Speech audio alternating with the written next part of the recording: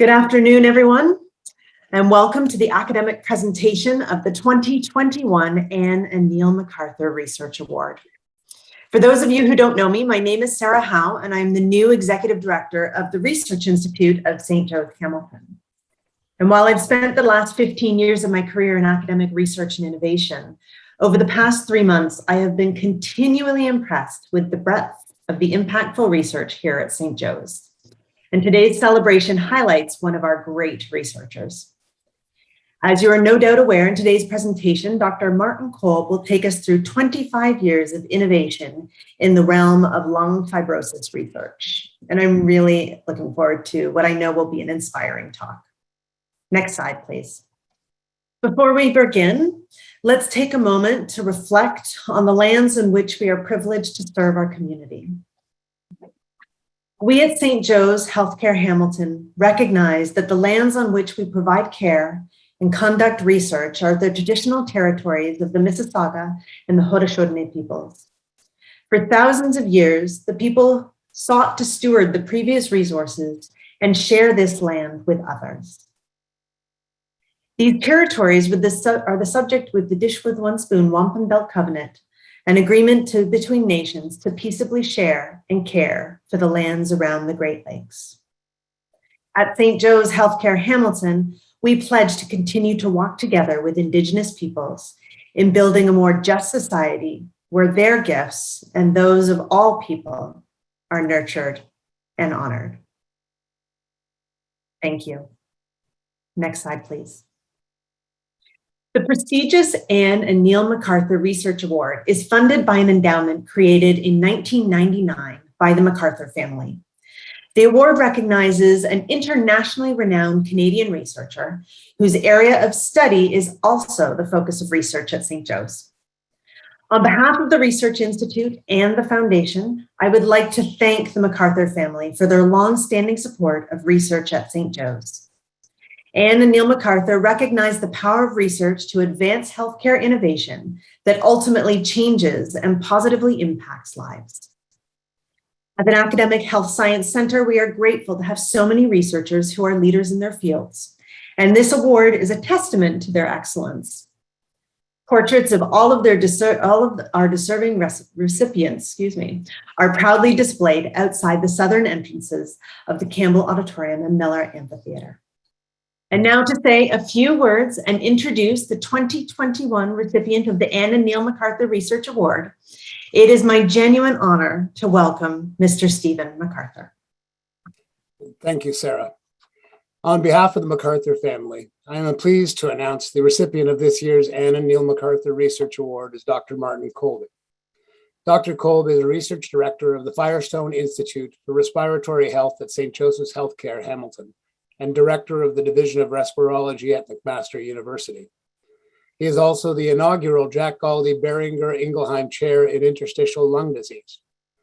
Dr. Kolb's major research area is focused on mechanisms of lung injury, repair, and fibrosis, particularly in idiopathic pulmonary fibrosis. His pioneering work in idiopathic pulmonary fibrosis has quite literally changed, improved, and extended the lives of the people living with this debilitating lung disease for which there is no cure. The author of 300 peer-reviewed articles, the chief editor of the European Respiratory Journal, and the holder of multiple research chairs, Dr. Kolb is the most deserving recipient of the McArthur Research Award. By any measure, Dr. Kolb is an international leader in respiratory research. We are proud, on behalf of my family, to honor Dr. Kolb today with the Anne and Neil McArthur Research Award, and we look forward to learning more about his incredible work and research in today's academic presentation. Dr. Kolb. Thank you. Thank you very much, Stephen. Thank you, Sarah, and thank you, Laura, for introducing me so kindly. It's a great honor to receive this award and to see my research recognized. Of course, this is research done by many people around me, and things like that cannot be achieved alone. And obviously, I'm very happy to be part of the St. Joe's family and the McMaster group as well.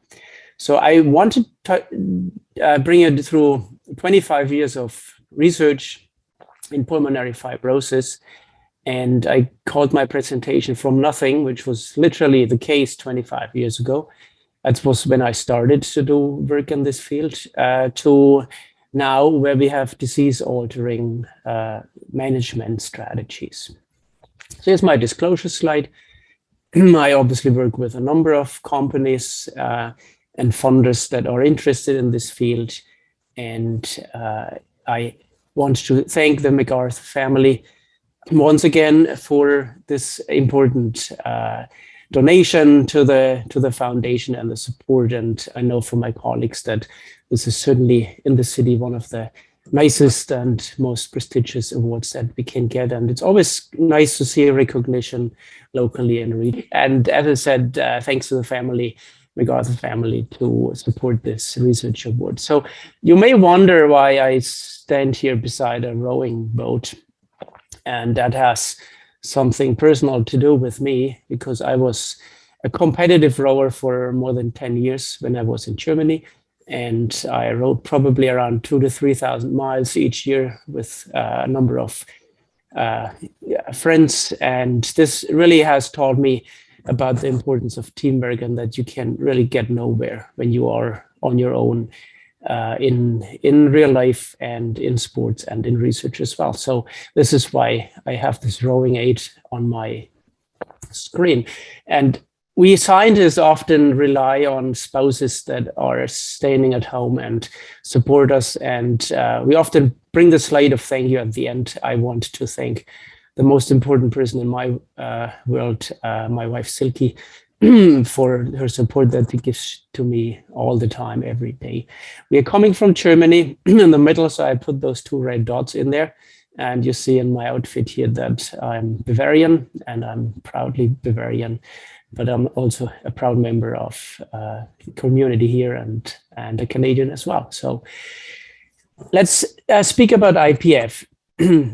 And what better than putting the questions of a few patients with IPF into this journey. So those are 4 individuals who were with me at a fundraising basketball tournament a couple of years ago in Toronto, which was really very interesting, nice, with an NBA player whose grandmother has suffered from IPF.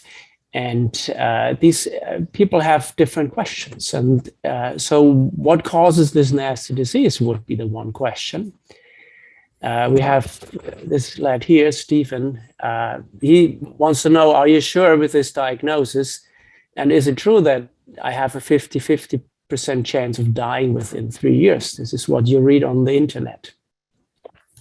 Now, Barbara had the question, what is there to make me live longer? So is there any therapy? Is there anything that we can do to stop this disease? And Robert had a question that was coming up, or it will be coming up in more advanced disease. So he said, I had a relatively good run, but I feel it's going downhill now. So what can you do for me? Now, those 4 questions will be really leading us through this journey of 25 years. So we talk about pathogenesis, we talk about diagnosis, prognosis, we talk about therapy, and we talk about symptom management and end of life. And I have a little video here just to put that into some layman's words. Coughing, shortness of breath. These conditions don't seem overly serious, but are the only symptoms found in people with idiopathic pulmonary fibrosis. Idiopathic pulmonary fibrosis, or IPF, is a progressive disease caused by scarring of lung tissue.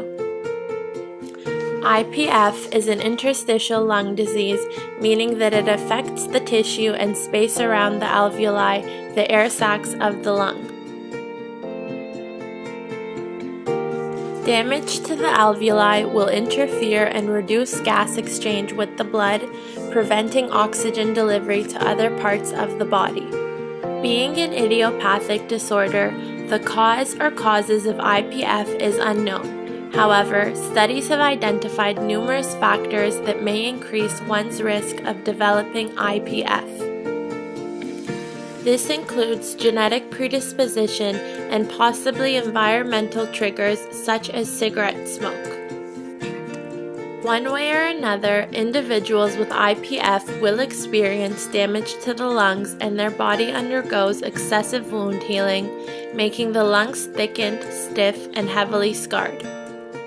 Normally, when the lungs are injured, the immune system recruits many cells to the site of damage, including a first defense line called macrophages. Macrophages are immune cells that prevent further damage and infection by removing dead cells, debris, and infectious agents by engulfing them.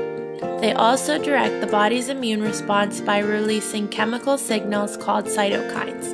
The cytokines will signal fibroblast cells to begin wound healing in the lungs. Fibroblasts are cells building the scaffold of all organs. They do this by releasing a structural protein called collagen and other ECM proteins to reestablish the structure of the connective tissue. In the context of tissue damage, fibroblasts will transform into myofibroblasts to contract and close up the wound. In IPF, fibroblasts and myofibroblasts tend to remain active and proliferate, forming cell clusters known as fibroblastic foci. The accumulation of these cells means ongoing production of ECM components. So this is a little video from our health science students, and it's a class called Demystifying Medicine. They cover a lot of ground, and I bring this up because I know that some lay people also listen today, and it's always nice and important for us as academic teachers that we have different audiences that we have to educate. And it's a great honor to have to say thank you to my friend Ketil Ask. He was actually my first postdoc and who did institute this Demystifying Medicine class. So thanks, Ketil. So I'm telling you a scientific story today about pulmonary fibrosis. This is based on scientific evidence. And evidence is not necessarily the same as truth. And we should always keep that in mind as scientists. In the context of COVID, we sadly have sometimes forgotten to tell people that this is just evidence and the truth might be lying much deeper. So it's developing over time. Let's talk about pathogenesis. So 1965, the pathogenesis of IPF was thought to be something inflammatory. It was really just known that this is not a good disease to have, and some immune cells would play a role, and hence the cry of help from the Beatles back then and the cry of help of our patients. And what we did back then, or not we, I wasn't just barely born, was to treat this like other inflammatory conditions with prednisone. Now, 1998 was about when I started my IPF journey. That was when Google was starting its journey as well. It was understood that it's probably much more complex. So it's not just inflammation. There's a lot of different cells that play a role in IPF, and prednisone probably doesn't work. So that was the feeling back then. 1994 was a paper written, which is called Anchorage Independent Colony Growth of Pulmonary Fibroblasts. And that was the paper that actually brought me to McMaster and made me alert of my mentor back then, my teacher and my friend now, Jack Goldie, who a lot of you will know. And I worked in his lab for years. And he always says, the data is the data is the data. And that's very important in science. You can have different perspectives on the same data, just like as Pavlov and his dog here, but it is the data, and this is what should lead us in science. And in fibrosis, we talked about wound healing, as you heard in that little video. You probably understand what will happen next to this person cutting a tomato. This person will cut the fingers and it will bleed, there will be a wound clot, and in the end, it will heal. And this is what it looks typically. Yeah, so you put some sutures up, it heals, and there's really a minor scar at the end. If this scar formation does not stop or is excessive, you will have an excessive scar. You see that on the skin quite easily. And lung fibrosis is fundamentally the same problem. You have scar formation, that does not stop. And in 2001, this was really where the inflammation hypothesis changed into the hypothesis that this all is just an aberrant process of wound healing, and wound healing is something normal. It's just that in fibrosis, this normal process does not stop, and then it becomes a disease process. Another thank you to my friend Peter Margetts. He was a PhD student at the time when I was a postdoc at McMaster University. And for all our young students and postdocs who complain about space, this was about the space that Peter and I and one other PhD student shared in the lab at McMaster, and we did our work there. So just keep in mind, space is relative. So Peter helped me to do some of my important work at the beginning. I helped him to do work in peritoneal fibrosis. And one of the papers that we had the luck to publish was looking at cytokines and how they affect pulmonary fibrosis and how they affect the appearance of fibroblastic foci that were also mentioned in that little video. One thing is that we noticed is that inflammatory cytokines are followed by repair cytokines like PDGF and other repair cytokines like TGF-beta. And while some of them are behaving normally, so they go up and down with inflammation and repair, the others like TGF-beta persist and stay highly upregulated, and that is associated with increasing fibrosis. So that was one of the important pieces of evidence that showed that inflammation connects to fibrosis, not because it's an inflammatory process, but because it is upregulating fibrotic cytokines such as TGF-beta. And they come with alpha-smooth muscle actin, which means fibroblastic foci, and they come with fibrosis. So this really links that development of fibrosis into fibrosis cytokines, fibrogenic cytokines, and not inflammatory cytokines. And that really was then a major element of basic science research over many years. And you will see in these cartoons inflammation becoming a very minor element of fibrosis, whereas all these other cellular factors become major elements. And this is what ultimately leads to a fundamental change in how we look at this disorder. Nowadays, we have much more complex cartoons. We know much more. 15 years have passed since between those two cartoons. And every research lab will focus on certain elements. And while we know that some of the elements are extremely important, in our lab at McMaster, we always focused on the fibrogenic factors, depicted here as number 4, and on the matrix deposition, basically how is that scar tissue composed and how does that scar tissue drive the problem. We also look at blood vessels and how they contribute to fibrogenesis. So one thing in our lab that we do is that we are looking at the tissue stiffness, and we get lungs from rodents that develop pulmonary fibrosis. We can stretch them, and we can literally show how stretching this tissue makes things worse. I'm essentially saying that breathing is not good for you, but of course we have to breathe. Breathing causes mechanical forces on the tissue, and if you have a stiff tissue, those forces will aggravate the repair signals that are hosted in that tissue. And this is something that we have shown very well, and that makes a lot of sense. Here are some tissue specimen from a patient with idiopathic pulmonary fibrosis. Very typically, you see that purple stuff at the outside of the lungs, and you see the very thin air sacs in the middle of the lungs, which is normal. And you can imagine, and this is very typical for IPF, so the scarring is at the outside of the lungs and not in the inside.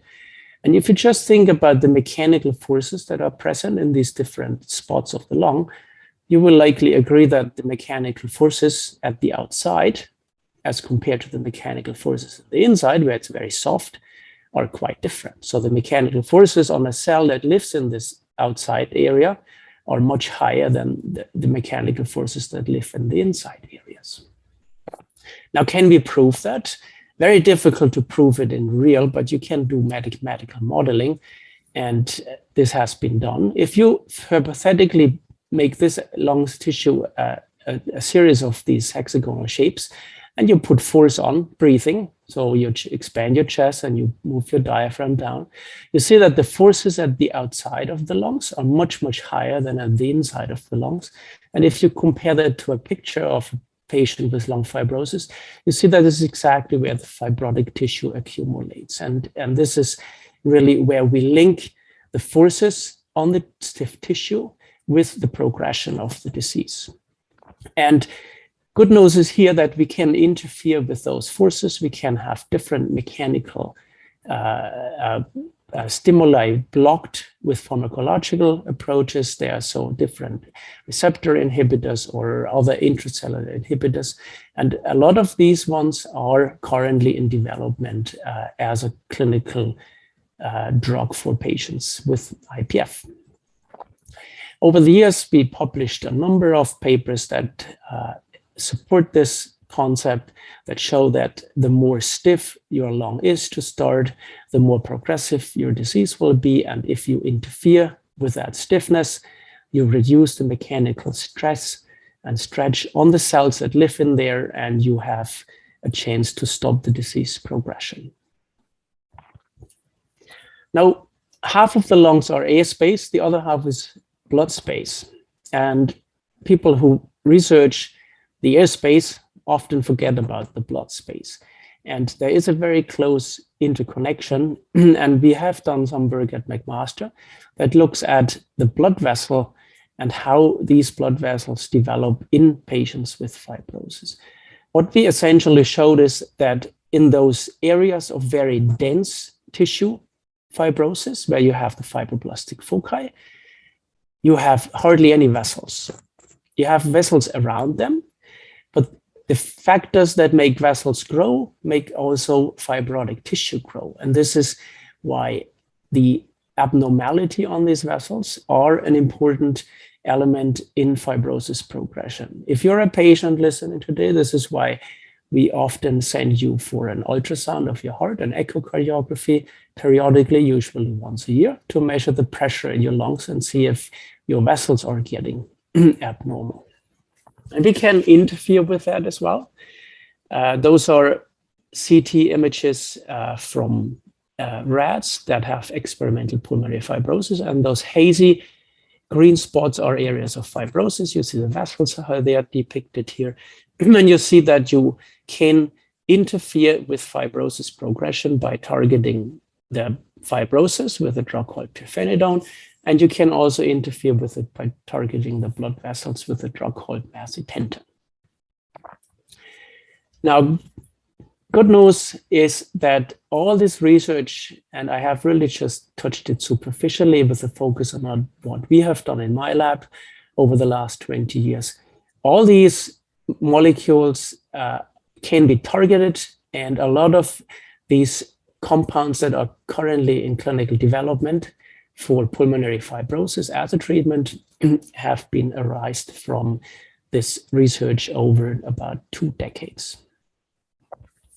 Now let's talk about some clinical elements of this disease, about diagnosis and prognosis. And I will come back to my little video here. The accumulation of these cells means ongoing production of ECM components, which is why the lungs of IPF patients become scarred and stiff. To diagnose IPF, your doctor will first collect information about your medical history to rule out other possible conditions and determine potential causes of your symptoms. Then, a physical exam is performed using a stethoscope.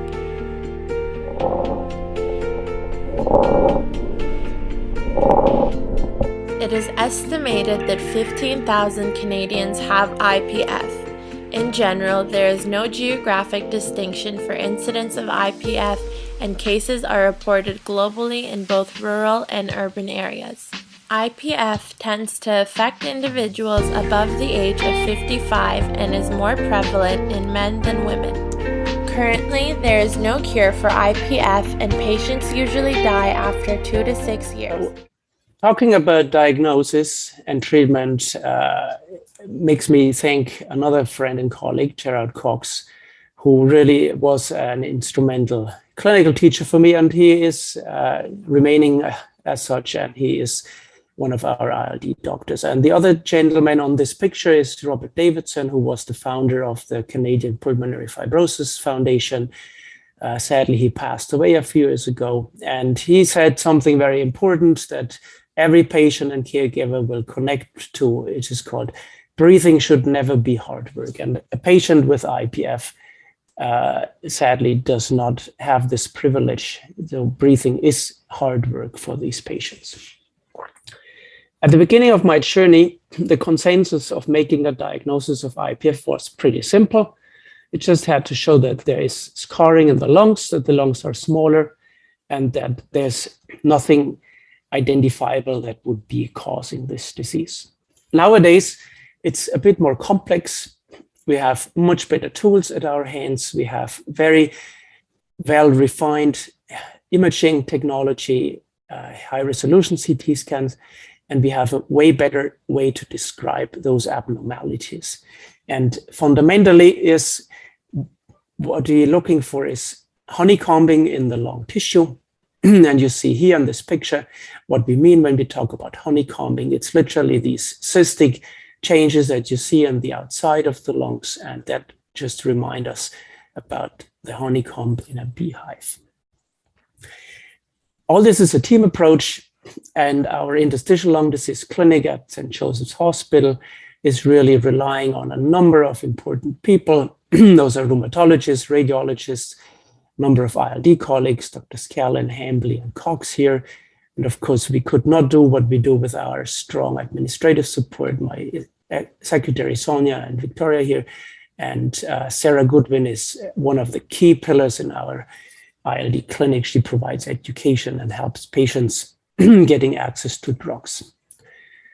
Now, the diagnosis of IPF has been written down in different guideline documents. This is one of the Canadian Thoracic Society that we use a lot, and that gives clinicians a very good idea about what they should do, how they should approach patients with fibrotic interstitial lung disease.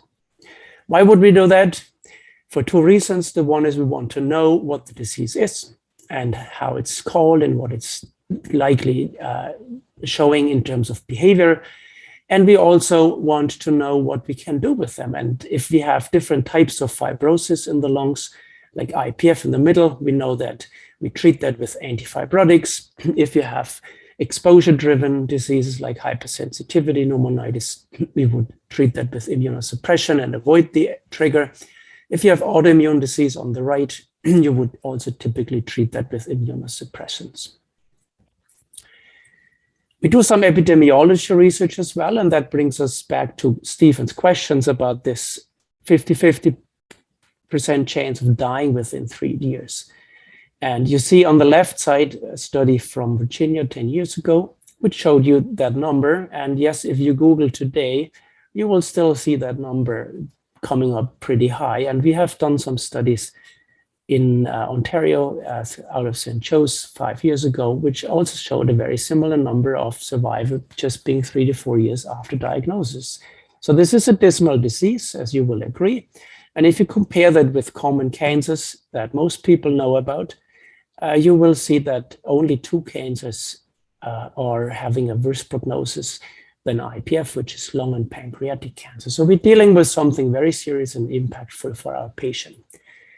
Epidemiology research is very important to identify disease behavior, to identify possible causes of this disease, and to identify which patients do better and worse on a given treatment regimen. And we are part of the Canadian Research Registry for Pulmonary Fibrosis, which is a national fibrosis research registry. Now almost 4,000 patients have been enrolled, and we're doing numerous trials and epidemiology projects with this. And we look at the different types of pulmonary fibrosis. So IPF, which is the main element of my talk today, is just about a quarter of what we see in these clinics. There are many other disorders, and a lot of them behave just like IPF, and we look after those ones as well. One study that we just published literally 2 weeks ago was very interesting, and it gives a little bit credit to our Canadian healthcare system by comparing how do patients do in the United States as opposed to Canada. And you see here at the upper panel that patients living in poor socioeconomic neighborhoods in the United States are more likely to die earlier than patients who are living in average or more wealthy areas. In Canada, it's not the case. And you see that at the bottom here, that's just the IPF cohort, and that looks at lung transplantation. You see as well that in the United States, it really depends on where you live, whether you get access to lung transplantation or not. In Canada, it's not the case at all. And that certainly speaks for our healthcare system, and we should keep that in mind as much as we complain about the system being suboptimal, and that's true. It is certainly having its advantages compared to private payer systems. So this is the kind of research that we do in our center as well. Let's talk about therapy.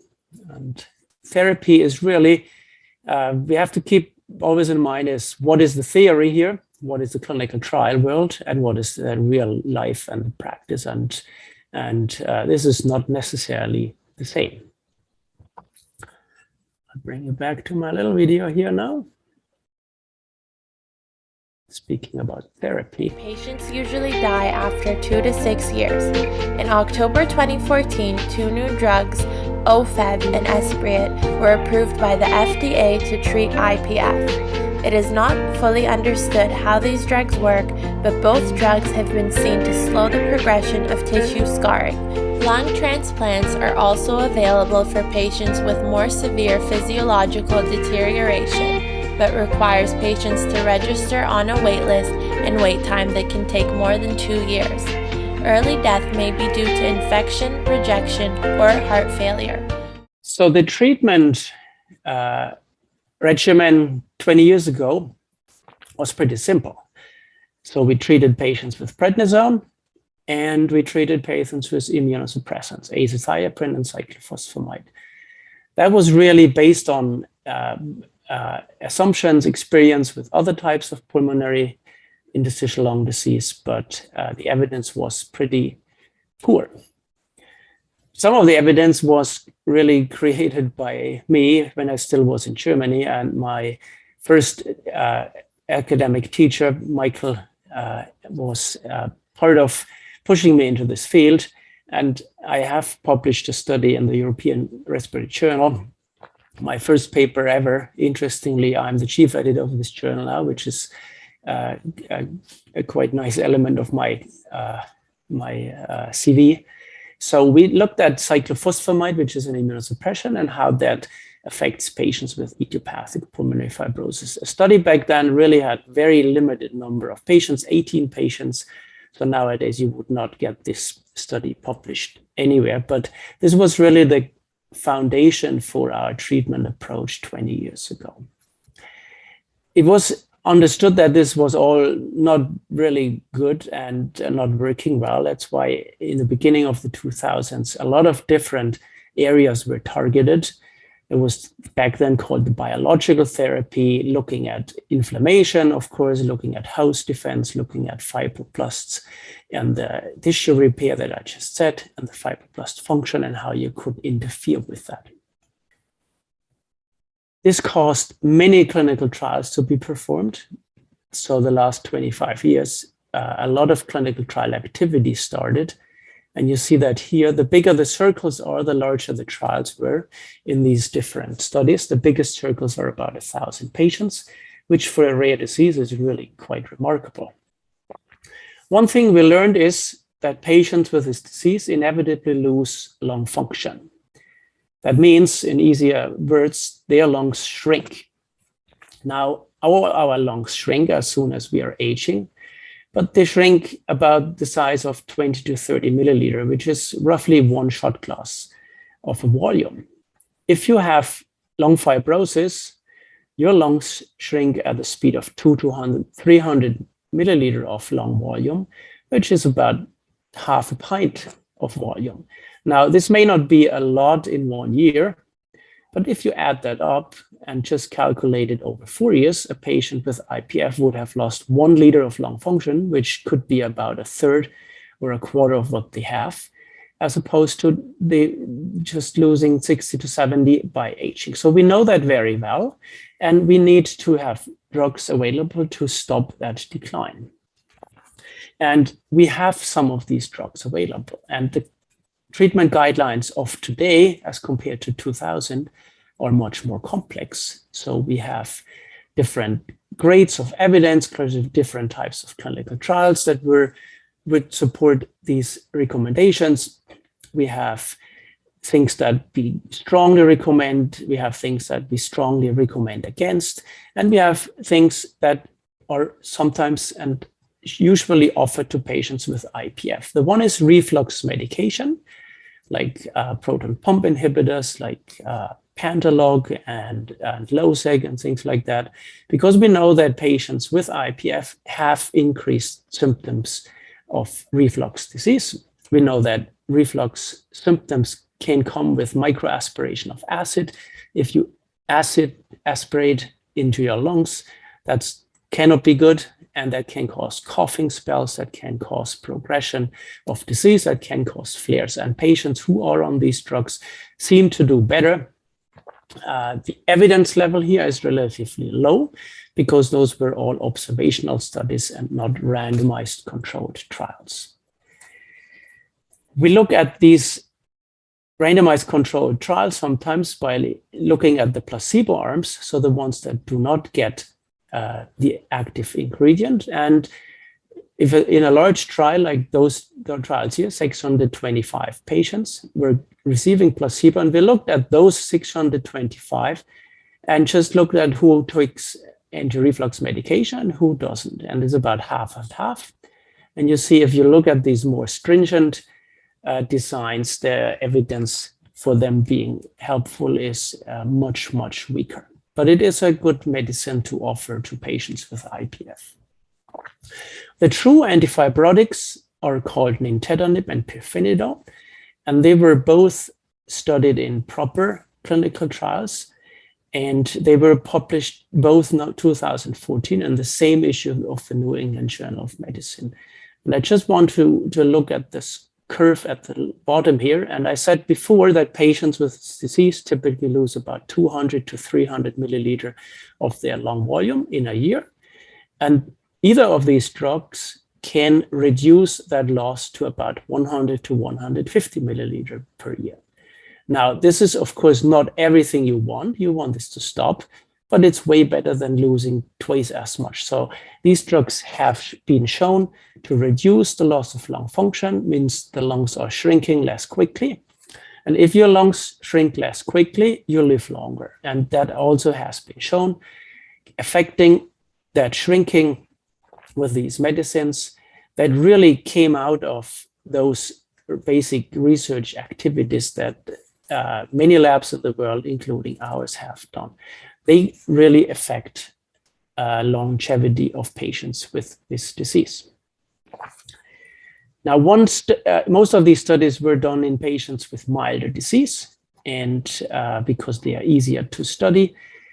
This was the first and only study to date that looked at patients with more severe disease, and that looked at patients with enhanced pulmonary vascular remodeling. So when I said before, we look at the blood pressure in the lungs in patients with advanced disease. This is why we do it. These patients have more accelerated lung function decline, and you can interfere with the course of disease, and you can improve mortality in these patients when you treat them with drugs like nintedanib and sildenafil.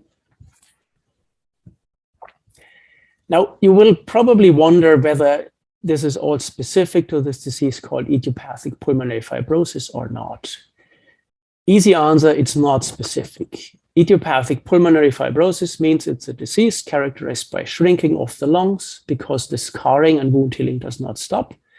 But that can also happen in other diseases. For instance, in asbestosis, where we know what causes the disease, so it's not idiopathic, but it's characterized by progressive scarring, progressive shrinking of the lungs. And the scarring is fundamentally very similar to the scarring that we see in IPF, and there are numerous other examples. So the drugs that were designed to stop fibrosis progression in IPF should also be applicable to diseases that are characterized by fibrosis progression but are not IPF. And this was a clinical question addressed in this study. It's called the InBuild trial, that looked at patients that had progressive lung fibrosis, but that was not IPF. A big portion of patients in my clinic would fall under that umbrella, about a quarter in fact. And these patients have, similarly to patients with IPF, a loss of lung function in a 1-year period, about 200 milliliter.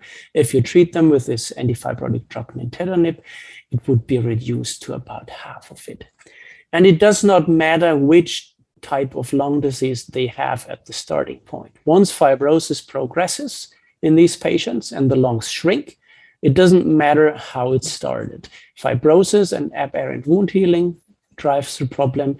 And if you interfere with that problem through pharmacological intervention, you will slow down the progression and you will hopefully improve survival down the road.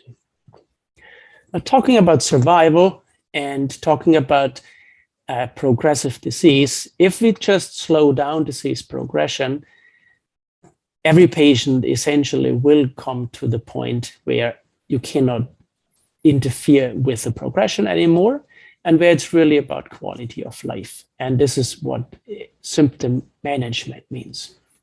So patients with pulmonary fibrosis are affected by numerous symptoms. The most common would be breathlessness.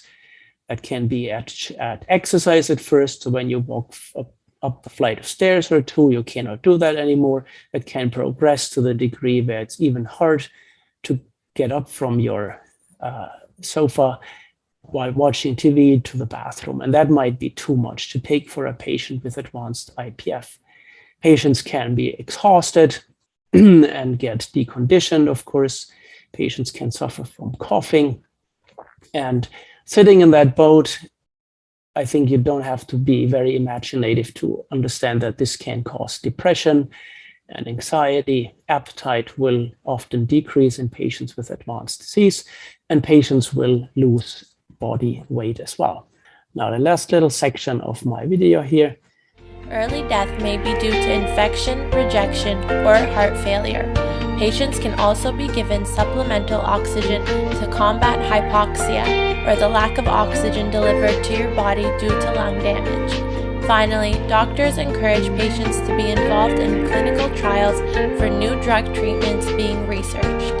For more information on research about IPF, visit Dr. Martin Kolb's lab website from McMaster University. You can also learn more at www.demystifyingmedicine.ca. So we have done some research in our group as well about these symptoms, and that was just published end of last year from one of our fellows, Malik. And amongst others, we can, for instance, show that the more you are frail, the more you lose weight during your disease course, the more likely you will have higher mortality. And that's very important because we can interfere with frailty, we can recondition patients, and this is what we do in our rehab program. Palliative care, finally, is something important. Palliative care is not focused on the disease itself. It is primarily looking at make a patient live better with the condition. So treat the symptoms, treat shortness of breath by giving oxygen, for instance, treat anxiety, depression, thereby improving quality of life, treat weight loss, and make people just have a better life. And palliative care is very important. And in diseases like pulmonary fibrosis, we are not only looking at drugs. Yes, they are an important element of the disease management. Understanding that biology is very important, but a lot of different elements that we look at in our clinics includes treating reflux symptoms, referring patients to transplant, providing psychosocial support. Of course, vaccinations are very important, providing exercise programs to prevent deconditioning. Supplemental oxygen is very important, and just make sure that the patient is seen as a whole. And we have covered really a lot of this ground in our clinics as well, in our research programs. So I hope I could guide you through this little journey through 25 years of pulmonary fibrosis research. A lot of the things that we currently have in our clinics to treat patients and make them live longer really is based on a more thorough understanding of the pathogenesis. And at McMaster and my lab and with my group, we have at least contributed to some degree to this understanding. And we also contributed to make proper diagnosis. We co-developed the guidelines of the Canadian Thoracic Society. We were part in many clinical trials in our center, and I think particularly Sarah Goodwin, who is a fantastic study coordinator, and my colleagues, Dr. Cox, Hambley, and Scallon, who all helped to recruit patients. And we are interested in making patients feel better and looking at symptom management and also providing the science to do that. Now, 25 years journey in this field sounds like a long time, and I'm by no means planning to stop at this point. Today is really the first day of a brand new journey, and this journey can only be done with many people involved, and those are just a number of the folks that worked with me or are currently working with me and mentored me and stimulate me. And you see that their faces are much younger than mine or Dr. Cox's faces or Dr. Gaul is here. Two of these fellows are actually my sons. One of them will become a family doctor soon. The other is a paramedic active in Hamilton. So I'm proud to be a part of a great team from many countries in the world. And this award is not only an award given to me, it's an award given to the whole team and the group. And I thank you very much for your attention, and I'm happy to entertain questions. Thank you. Thank you, Dr. Kolb, for your very interesting presentation. So I'm going to offer some assistance and share with you some of the questions that have come in through various methods prior to and during your presentation. So our first question comes from Murray, who is asking, with the abundance of clinical trials in the US, Australia, UK, and Canada, do you see a promising medicine to reverse lung scarring? And is there hope? So good question. And reversing is a high goal, right? So of course, we always say aim high to reach at least some of it. Reversal of a scar tissue is very difficult. The realistic goal would be to stop progression. And of course, that means that once you are diagnosed with this disease, you would not necessarily want to wait any longer until things get worse, because that's the most you can stop it at. So an improvement and get rid of scar tissue is possible in models, but likely not possible in the foreseeable future for humans. So really, we have to keep our goals realistic, and stopping progression is where a lot of these drugs hopefully will help. Great, thank you. The next question comes from Michael in the audience, who is asking, how are candidates for lung transplants determined, especially considering that there is no cure? So lung transplant assessment is a complex problem. So you may have heard in that little video, which was really designed for lay audience and for high school students, that you would need to register on a waiting list. Because you don't register, your physician will evaluate together with the transplant center if you are a good candidate.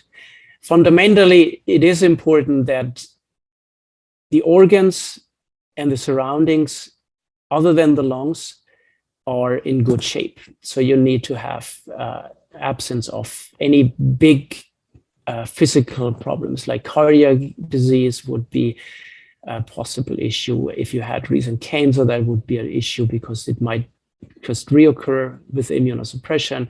If you're too frail and too weak to survive this procedure, that would be a problem. If you don't have any social support system around you that could give you a hand and give you encouragement during this long process. So it's a very complex process. We do this at St. Joe's with our pre-transplant assessment clinic. That's led by Dr. Scallon. We're having a pre-transplant pulmonary rehab program, which is very advanced. And we work very closely with the University in Toronto, where the actual transplant procedure is done. So it's a very complex approach. And that requires time, of course. Usually it takes a couple of months to get evaluated and assessed for it. Great. Our next question, two questions actually, come from Sharon in the audience, who is asking, have you looked at scuba divers and firefighters in your work? So scuba, yes. I mean, everyone sees the odd scuba diver because they want scuba diving doctor's certificate sometimes. So scuba diving is really not anything where we would have a major contact in the interstitial lung disease field. But firefighters are seen in our clinic, and firefighters have exposure to different things during their work. So you may have been called to a big burn of a building that's asbestos infested, and so firefighters could get asbestosis, for instance, and other occupational lung disease. So their disease would be no different to other people's disorder, but we see firefighters and they can get fibrosis as well, just like anyone else. Thank you. And Sharon again asks, how can we recondition our bodies? Reconditioning means you have to work. And if you are very deconditioned, and if you don't have the breath even to walk to the washroom, of course, you will ask how should you work? And that needs rehabilitation. So rehabilitation programs are instrumental in helping to get reconditioned. They are really not enough rehabilitation programs. They are important not only for lung fibrosis, but for other chronic lung conditions like COPD particularly. And what we are currently doing at St. Joe's is we are expanding our virtual rehab program. So there are literally coaching programs that we are doing together with our physician teams and our allied health professionals that work on this, where we can use virtual means, just like Zoom, like this lecture system now, to give patients a hand and coach them. So those things are very important. And if you are a patient listening today and interested in that, you should reach out to your doctor, because these things will certainly improve the reconditioning in your home environment in the near future. And a few more questions are coming in. Here's the next one. Are there any significant and promising clinical drug trials underway? As well, where can more information be found? There are always promising trials. So I would think there are right now probably around 10 or so that would recruit patients globally, if not more. We are doing quite a few in Canada. We are doing quite a few in our center. So if you're interested in participating in a trial, you should just ask any of us. So you see down there, Dr. Cox, Hambley, myself, Scallon, and Dr. Sarah Goodwin. So you can reach out to us. You can get the contact information either through the hospital or the Canadian Pulmonary Fibrosis Foundation's website. Thank you. And the next question is, how significant is hereditary genetics? Any large-scale studies underway? And also a note of congratulations. So genetics are still on the, let's say, scientific level. We know that about 5% of patients with IPF have a hereditary component. It's probably even higher. We know that patients who have fibrosis of the lungs, that's not IPF, are also at higher risk if they have certain genetic mutations. But, those are not genes that are on and off. It's not yes or no. If you have some of these gene mutations, you may be at a slightly higher risk if you also have other risk factors. So this is a complex question. And one thing that I always discourage people from is do not go and get a genetic testing done for your health risk profile. So there are all these commercial tests out there, whatever it's called, 23andMe or something, yeah, where you get your heritage and your ancestry. Those are cool and interesting and nice to see. But if you have this health component to it, you probably measure things that you are not able to understand. And they just confuse and make you crazy. So if you are interested in genetics, then it should always be done in the context of a research program, a research question. And maybe in 10 years from now, we are different in a position that they can say, well, with a certain genetic risk profile, you're at higher risk or lower risk, but that's not there yet. Thank you. So for the audience, we may not be able to get to all of the questions in the allotted time, but we will do our best to follow up with you after the event. So our next question comes from Dr. Rick Austin, who says, great talk. Can you please highlight the importance of the bidirectional research that connects biomedical science with medical research?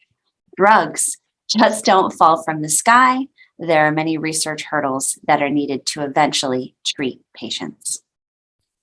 Yeah, so thank you, Rick. And so Rick Austin is a basic scientist who does instrumental research in cardiovascular and renal research. So I hope I could show you with my journey that how important it is. And I am working in both fields. So I work in basic science. I know how difficult it is to be successful in that field, to identify new mechanisms, to test new drug candidates, and to move them then over to the clinical field. And really at St. Joe's in our group at the Firestone, we're pretty uniquely positioned, and there's not that many places in North America or the world where you can really do that bench to bedside research as nicely as we do it. And I'm really grateful for St. Joe's as well to facilitate that research. So it is important. And yes, you're correct. Drugs don't fall out of the sky. This is hard work of many people, as you see on this slide, for many, many years. And of course, we always just hear about the successes and awards and about grants that we get. We sometimes forget that a researcher like Dr. Austin has to write probably 8 or 9 grants that take each couple of weeks to write in order to get one. So there's a lot of work that our scientists do that is not rewarded and not on the stage. And of course, we have to be thankful for them to do this hard work as well. And I will end it off with one more question from one of our attendees who is asking, is there any hope for flatlining the disease? Yes, absolutely. So I'm strongly convinced that we will be able to flatline disease. It may still take some while. And yes, if this question comes from a patient, I absolutely acknowledge that as a patient, you don't have time because your clock runs out. And this is sad. And I have seen it sadly numerous times and hundreds of times, and I will continue to see it. But I know that within the next 5 to 10 years or so, we will have likely access to combination therapies to flatline this curve. It may not be applicable to all patients because we are all different, and certain drugs may work in one individual and not in the other one. But I'm sure that we will be able to flatline this disease. Thank you. Now I'd like to invite Sarah Howell back to the podium to give closing remarks. Thank you, Laura. Martin, that was an excellent, excellent talk. Thank you so much. It was my first Ann and Neil McArthur Research Award, and it didn't disappoint. Listening to your journey over 25 years was really informative, but it was also inspirational, and you really do embody research at St. Joe's. So congratulations on a very well-deserved award. Before Thank we you bring very this event to a close, I just wanted to take time to thank Mr. Stephen McArthur and the entire McArthur family for their longstanding support of research at St. Joe's. Awards like these are really important in recognizing our researchers, but also in amplifying the impactful work that they're doing. So thank you very much. And I wanted to thank all of you today. We have an amazing turnout. It is wonderful to see so much interest in this event and the work that we're doing. Research at St. Joe's is growing, and I look forward to working with many of you in the future and hopefully celebrating many more achievements, hopefully in person next time. So with that, I will bring the 2021 Anne and Neil McArthur Research Awards presentation to a close. I wish you all a very good afternoon. Take care. Thank you.